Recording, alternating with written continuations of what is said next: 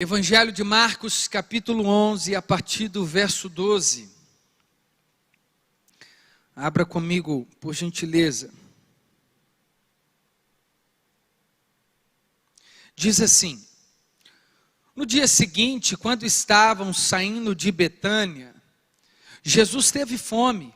Vendo à distância uma figueira com folhas, foi ver se encontraria nela algum fruto. Aproximando-se dela, nada encontrou a não ser folhas, porque não era tempo de figos. Então lhe disse: ninguém mais coma do seu fruto. E os seus discípulos ouviram-no dizer isso. Chegando a Jerusalém, Jesus entrou no templo e ali começou a expulsar os que estavam comprando e vendendo. Derrubou as mesas dos cambistas e as cadeiras dos que vendiam pombas, e não permitia que ninguém carregasse mercadorias pelo templo.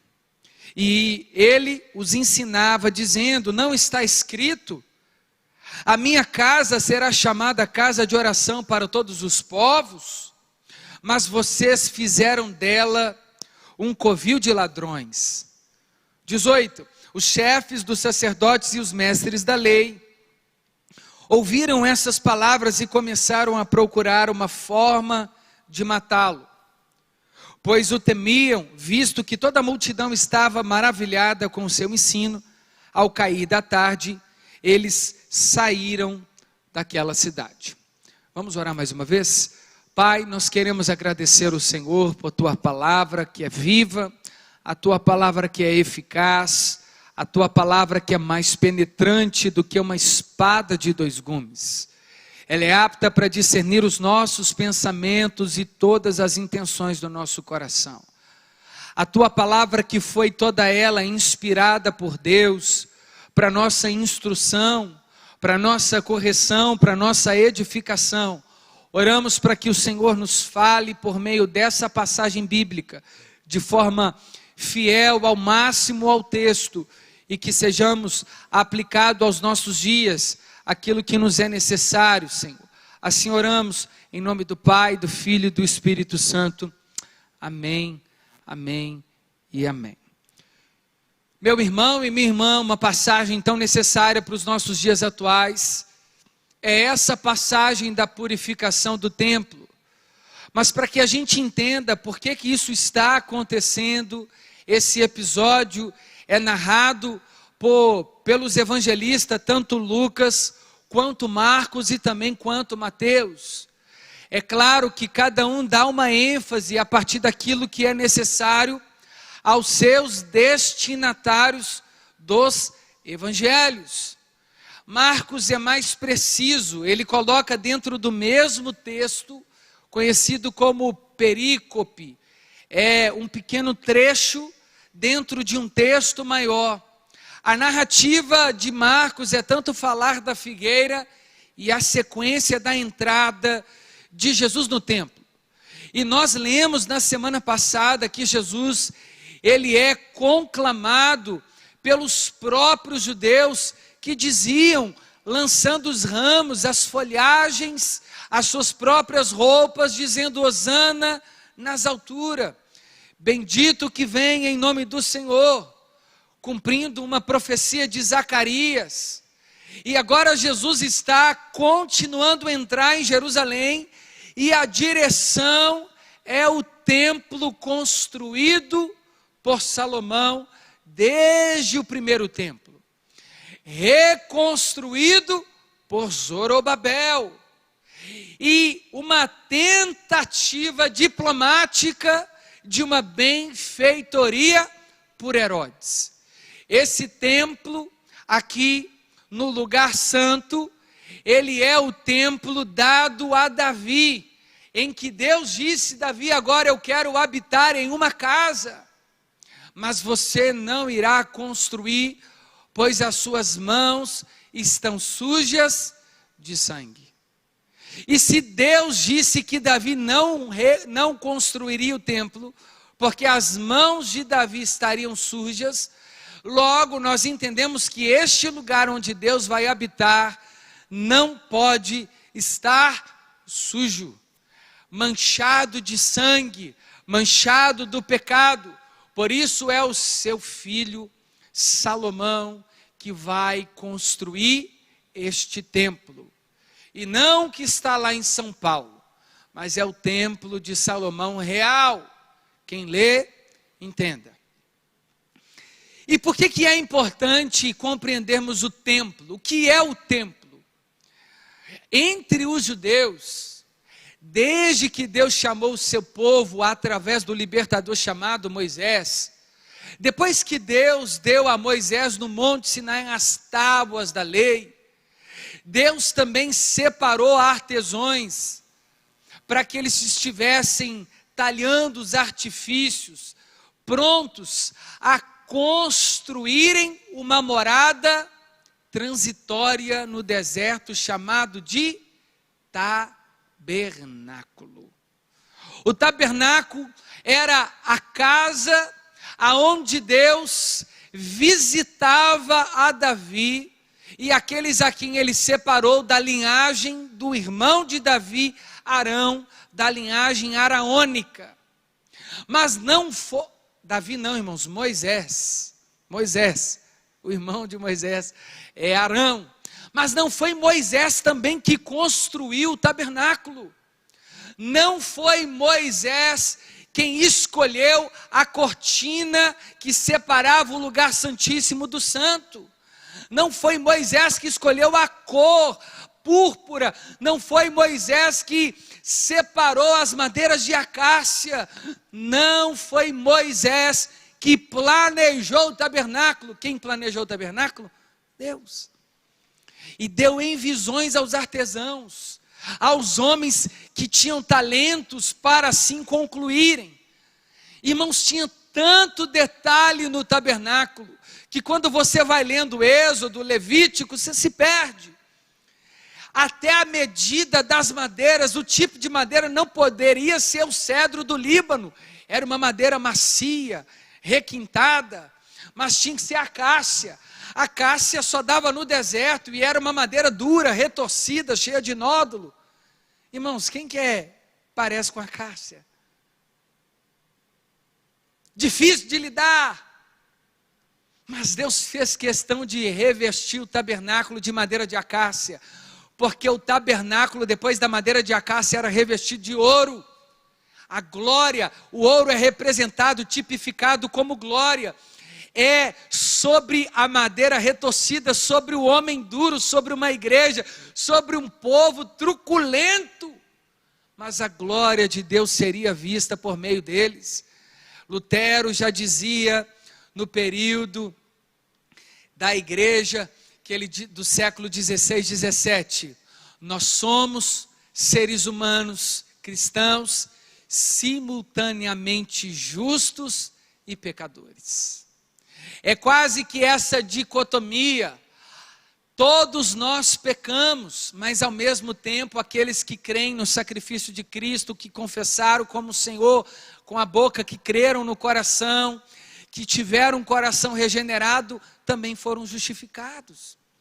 Mas é claro que aqui, irmãos, o que está acontecendo é que Deus está se revelando ao seu povo, e ali seria o lugar da transição, da permanência, da moradia de Deus em um tabernáculo transitório, porque o deserto não era o lugar da morada do seu povo, mas a terra prometida, que depois é a terra de Jerusalém, aonde de fato eles construíram um templo fixo.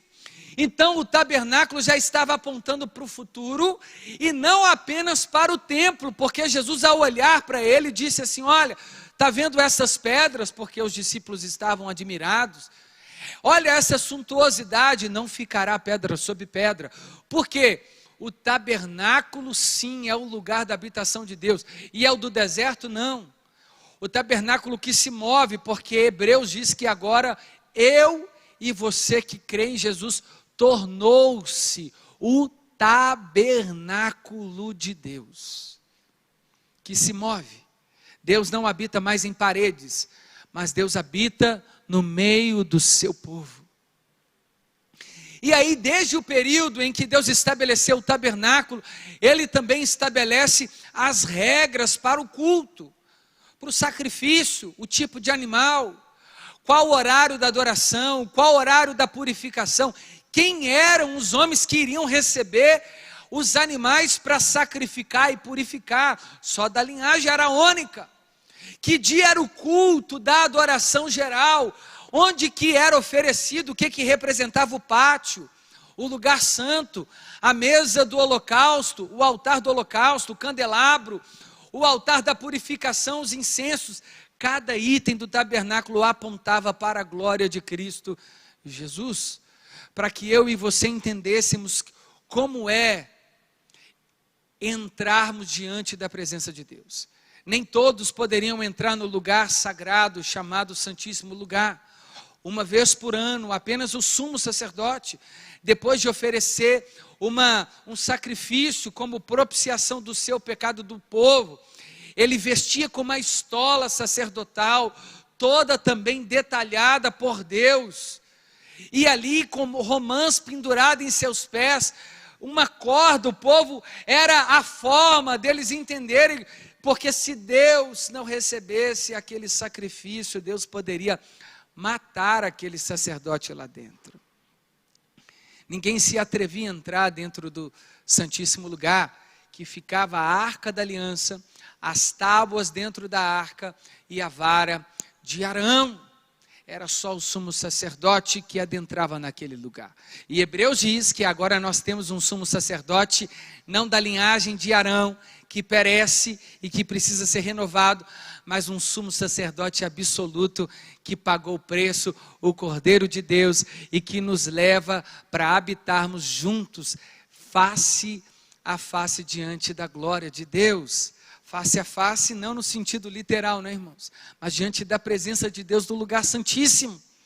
E aqui Jesus está, agora no episódio, esse templo que Jesus agora vai visitar, é o templo que foi aqui construído primariamente por Salomão, secundariamente por Zorobabel e terciariamente, uma palavra que eu acabei de inventar, por Herodes.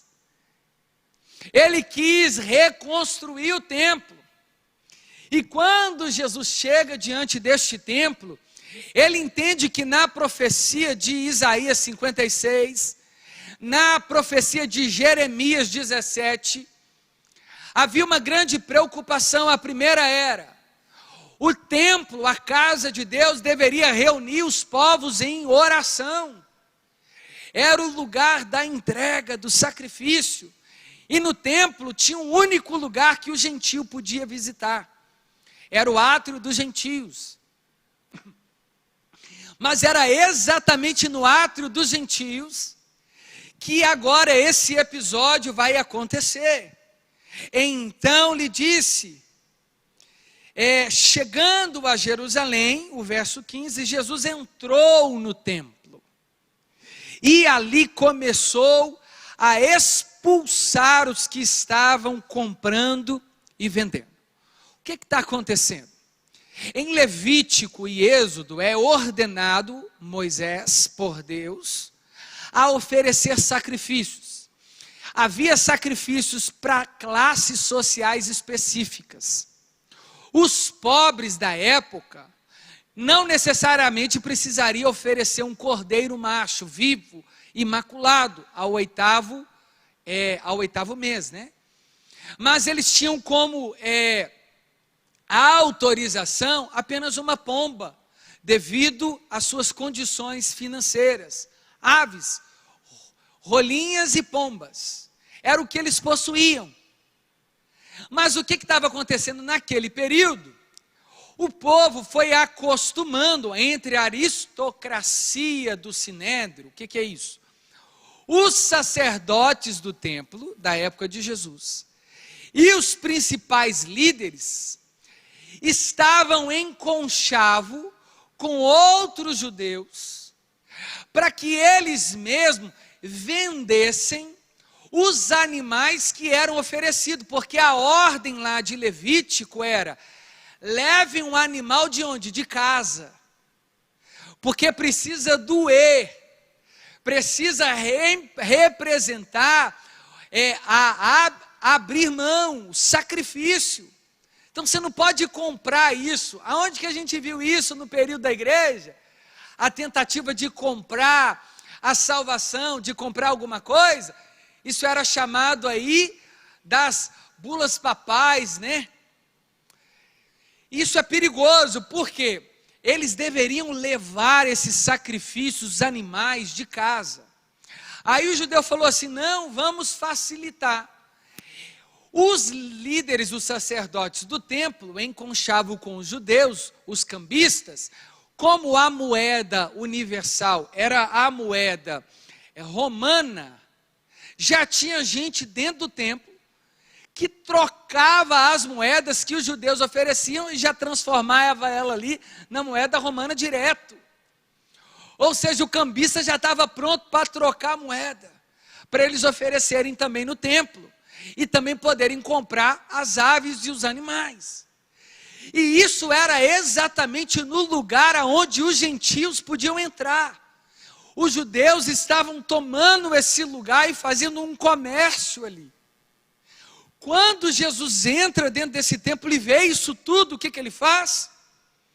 Ele, com muita doçura e carinho, ele pede por gentileza para que aqueles homens pudessem parar com aquilo. Amém, irmãos? Que amém. Que amém. Olha só o que o texto diz. Chegando Jesus, entrou no templo e ali começou a expulsar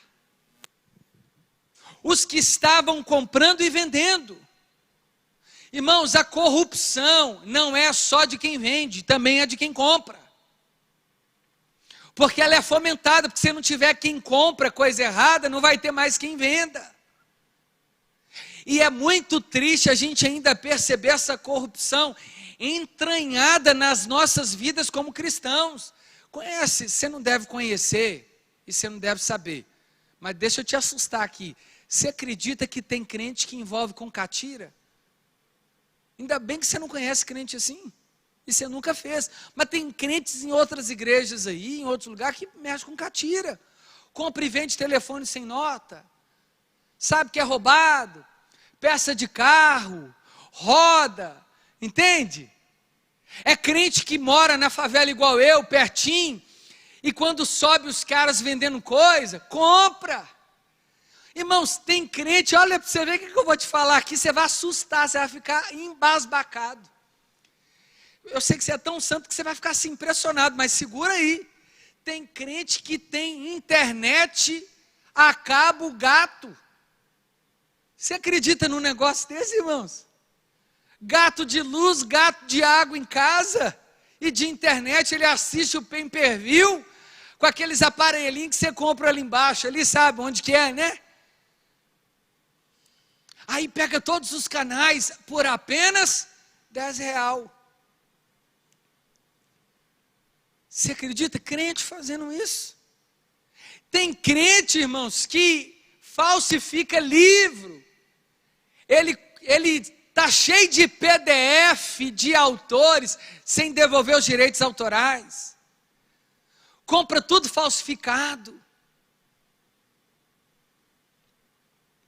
Graças a Deus que na Lagoinha e entre nós não tem isso, irmãos. Porque senão a gente estava perdido, não é verdade? Eu fico feliz que eu e você é crente a ponto de não tolerar, da gente comprar as coisas com nota, da gente não ter gato net. Eu sei que você fica querendo ver o jogo, mas você não vê porque você é crente, você ouve no rádio. Graças a Deus.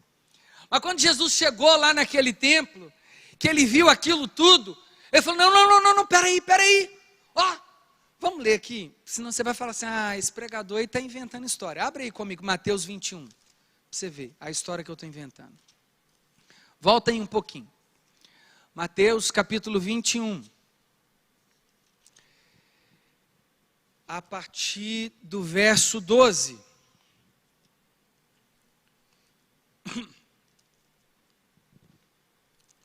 Acharam?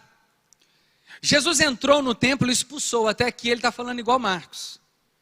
E estavam com os que estavam, e Jesus entrou no templo e expulsou todos que ali estavam comprando e vendendo. Olha só a forma carinhosa de Jesus tratar com a corrupção dentro do templo. Derrubou as mesas com carinho e as cadeiras dos que vendiam pombas. E disse, está escrito, ursinhos de pelúcia. Essa casa será chamada casa de oração. Se quiserem, não destruam ela. Foi isso que Jesus fez? Não. Ele já chegou jogando as mesas para o alto, irmãos. Irmãos, com o pecado, não tem conversa. Não tem tolerância. Nós temos que andar longe da aparência do mal, fugir da tentação e do pecado. Com pecado não tem tapinha nas costas. Com pecado não tem passação de pano. E aí, qual o problema disso? Porque qual que é o propósito do templo? A presença de Deus e a reverência à presença. E qual que é o propósito do comércio? Retorno financeiro. O que Jesus está combatendo não é o comércio, é o comércio dentro do lugar que deveria ser relembrado de lugar da entrega e não do benefício, de lugar da doação e não do próprio benefício. Hoje nós vemos, tanto quanto parecido, as pessoas indo para o templo, talvez ela não está vendendo pomba, talvez ela não é uma cambista, mas ela está achando que ir para a igreja é o lugar de ganhar alguma coisa. Não, ir para a igreja é o lugar de perder tudo para ganhar o céu.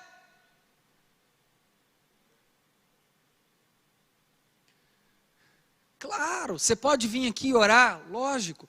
Existia um termo judaico chamado Beit Seifé. Beit, casa, Seifé, do ensino, o aprendizado. E Beit Talmud, casa do discípulo.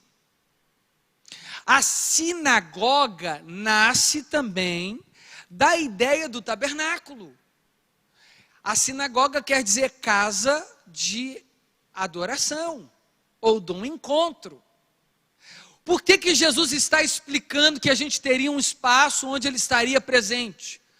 Ele nunca deixou claro para o homem que ele queria permanecer sobre paredes, mas pelo contrário. Ele disse, naqueles dias eu encherei toda a carne, e não toda a casa, e não todo o templo. Eu encherei a carne, ou seja, eu habitarei no meio, dentro do meu povo. Eles serão o próprio templo do Espírito. 1 Coríntios capítulo 6. E podemos nós usar o templo que somos nós do Espírito e fazê-lo deitar como uma meretriz, profanando? Não. Chegando Jesus, derrubou as mesas dos cambistas, as cadeiras que vendiam pomba, e não permitia que ninguém carregasse mercadorias pelo templo. Ele ensinava dizendo, não está escrito.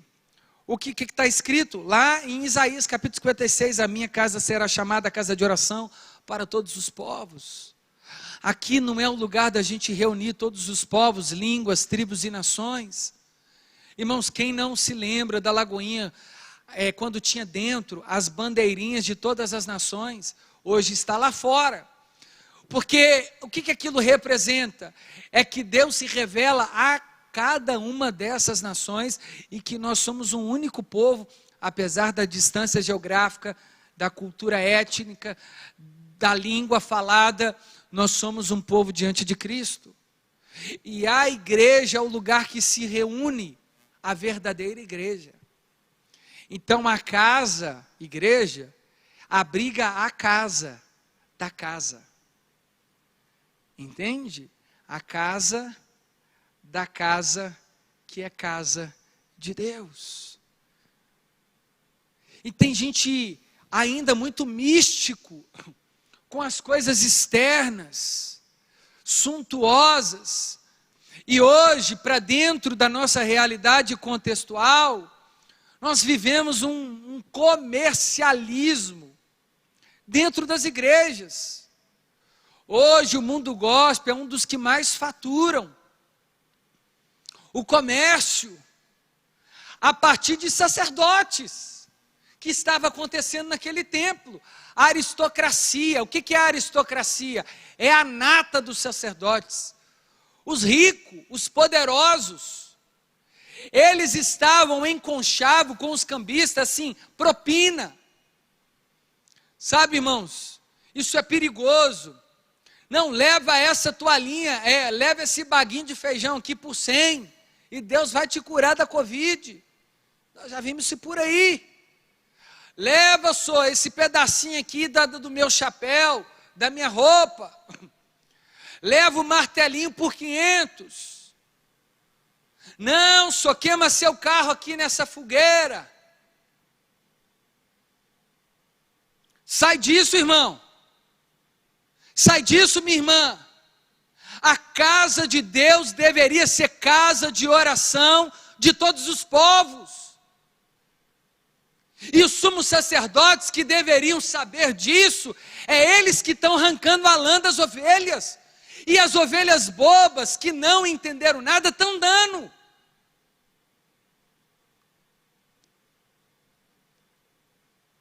Está passando pano. Está enriquecendo esses homens. Agora se abre as redes sociais, é assim, ó, compartilhe o Pix, que eu tenho uma revelação. Como é que é isso aí? Compartilha que eu vou entregar. Recebeste de graça dai. Sabe por que existe esses homens aí até hoje enriquecendo? Porque tem gente que está entregando tudo. É culpado tanto quem compra, quem vende. Jesus falou isso aqui. Ele expulsou os compradores e os vendedores. Não teve para ninguém. A gente que diz assim, não tem problema não. É só uma profecia por 50. Você vai dar conta disso. Os charlatões, os falsos profetas, os falsos mestres, e você que está comprando a ideia desses caras, ou dessas mulheres, é apóstolo, é patriarca, irmão, já não tem nem mais nome para esse povo inventar. E a gente está lá, compartilha, entra na live, faz o Pix, casa de oração, irmãos. Isso aqui não anula a responsabilidade do seu dízimo, da sua oferta, do seu sacrifício, da sua entrega. Nada disso. Se você sentir dar seu carro, sua casa para alguém, a Bíblia diz, aquele que deixa, que dá, aqui nessa terra em amor a mim, ainda aqui receberá muito mais. Eu não estou dizendo daquilo que é real, daquilo que o Espírito Santo te convence, né? De você poder abençoar uma pessoa. Deus pode te fazer dar o seu carro para uma pessoa? Pode. Sua casa para uma pessoa? Pode. Mas não devemos fazer isso em nome daquilo outro, como barganha, porque um sacerdote está pedindo, leia-se entre aspas, porque um apóstolo está pedindo, coloca aqui, senão eu rasgo a Bíblia, se não der certo. Então vai ter que rasgar, porque Deus não é seu funcionário, profeta. Vocês estão caladinhos, vocês não estão dando glória a Deus. Está tudo certo, né? Quem que é o culpado? Eles e nós. Essa que é a verdade. Eles e nós. Irmãos, é claro que a gente tem que viver em amor. Uma família vivendo em santidade, na verdade, unidos A glória do Senhor, uma família. A gente fecha o olhinho assim, lindo amor. É isso que a gente tem que viver. Mas quer dizer que a gente não pode denunciar o pecado? Porque se não pudesse, não estava escrito. Tem momentos para tudo. Há momento de corrigir, há momento de edificar, há momento de encorajar, há momento para tudo. O amor, ele corrige. A Bíblia diz, Deus corrige a quem Ele ama. A amizade não é aquela que te fala o que você quer ouvir, mas o que você precisa.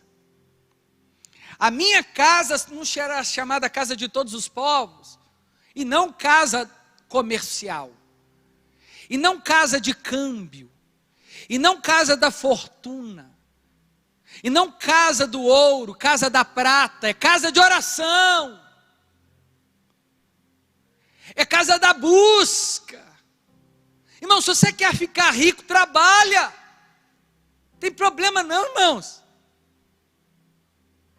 Riqueza não é pecado, amor a ela é. Pobreza também não é resultado de pecado, não. Mas não façam da casa do nosso Deus. Qual casa agora? A igreja? Não, nós.